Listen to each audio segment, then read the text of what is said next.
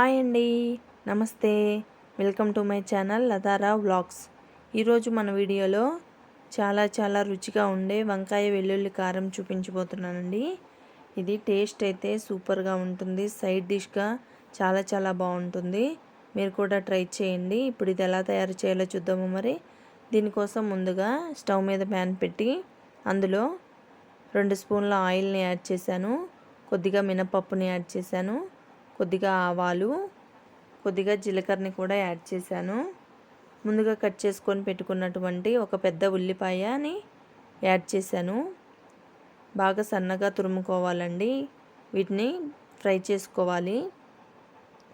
ఇవి golden brown colour వచ్చేంత వరకు ఫ్రై చేసుకోవాలి. చూసారా, ఇలా కలర్ అయితే చేంజ్ అవ్వాలి.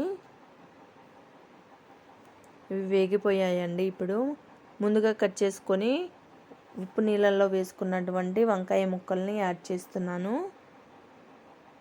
ఇందులోకి 1 స్పూన్ వరకు సాల్ట్ని యాడ్ చేస్తున్నాను. యాడ్ చేసి ఒకసారి బాగా మిక్స్ చేసుకోవాలండి. ఆ ముక్కలకంతా కూడా ఉప్పు పట్టాలి. ఆల్రెడీ మనం సాల్ట్ వాటర్లో యాడ్ చేసాం, అయినా కూడా సాల్ట్ని యాడ్ చేయాలి.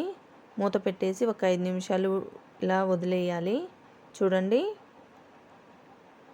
ఇలా ఉంటుంది. ఇప్పుడు ఇందులోకి 1 స్పూన్ వరకు పసుపుని కూడా యాడ్ చేసి మళ్ళీ ఒకసారి మిక్స్ చేసుకొని ఇలా ఫ్రై చేసుకోవాలన్నమాట.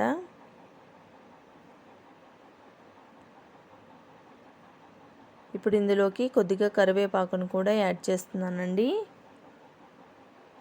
యాడ్ చేసి మళ్ళీ ఒకసారి కలుపుకుందాము ఇదంతా కూడా.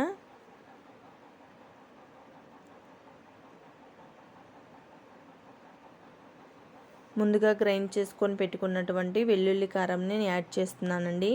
ఏం లేదండి, చాలా సింపుల్. కారంలో వెల్లుల్లి రెమ్మలు, కొద్దిగా జీలకర్రని యాడ్ చేసి మిక్సీ పట్టుకోవాలి. అంతేనండి, వెల్లుల్లి కారం రెడీ అయిపోతుంది. ఇప్పుడు దీన్ని యాడ్ చేసి బాగా ముక్కలకి పట్టేలాగా వేయించాలి.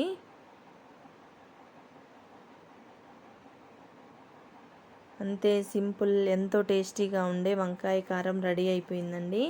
ఒక 5 నిమిషాలు కనుక లో ఫ్లేమ్లో వేయించుకున్నట్లయితే రెడీ అయిపోతుందండి. చాలా సింపుల్ అండ్ ఈజీ ప్రాసెస్లో.